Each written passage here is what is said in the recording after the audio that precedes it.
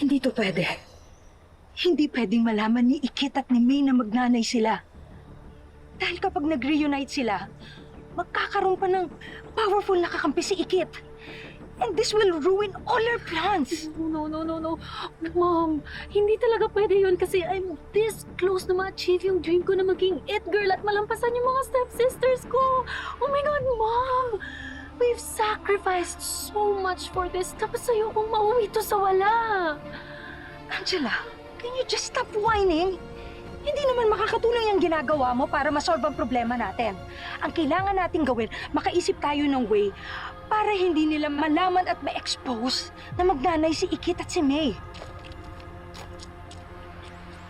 Bakit nasa inyo pa rin yung planner ni Miss May? Sabi ko na may bala kayo dyan, ha?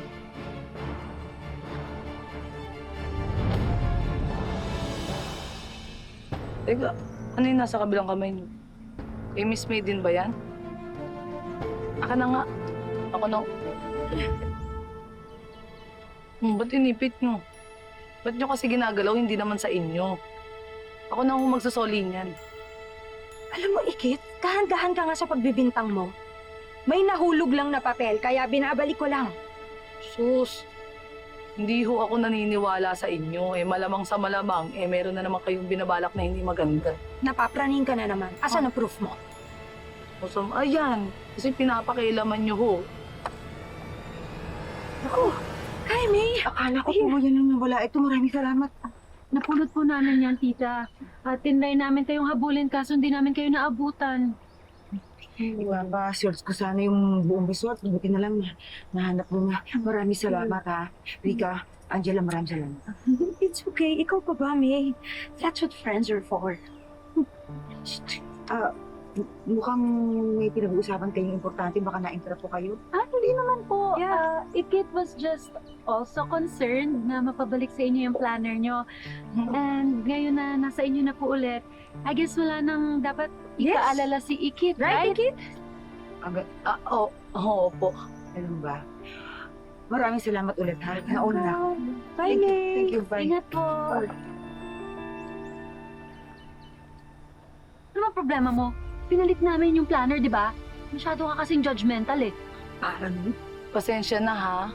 Pero hindi niyo naman ho ako masisisi kung ganito ako magduda sa inyo. Kasi kayo yan eh.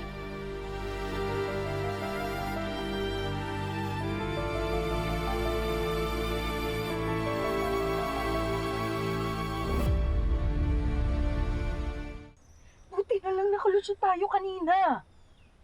Pero hindi tayo pwede maging kampante. We have to act fast. Kasi hindi pa rin tumitigil si May sa paghahanap sa anak niya.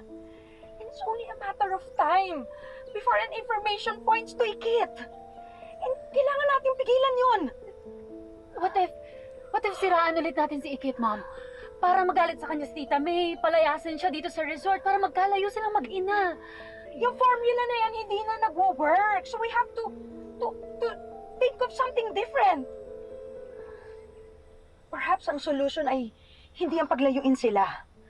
Kasi kahit andyan lang naman si Ikit, as long as pareho silang walang alam at itigil ni May ang paghahanap, then there's nothing to be afraid of. Mom, that's easier said than done. Hindi titigil si Tita May sa paghahanap sa anak niya kasi she's longing for her daughter. Then we just have to find a way to make that happen.